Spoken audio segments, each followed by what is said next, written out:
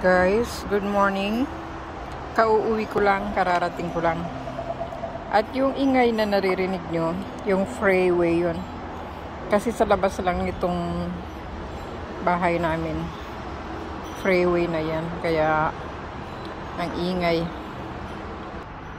Anyway, flex ko lang itong ang tanim namin na kalabasa. Ayan o, may nag-harvest din kahapon si Habs. Nag-harvest din si Habs kahapon ng mga bulaklak nito. Yan.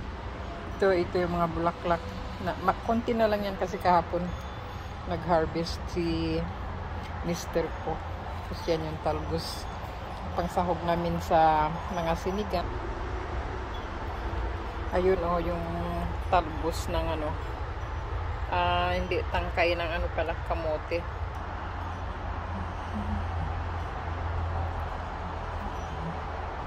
Ito yung front part ng ng bahay. Kunting tour lang. Saka ko na kayo itutour ng matagal, ng mahaba.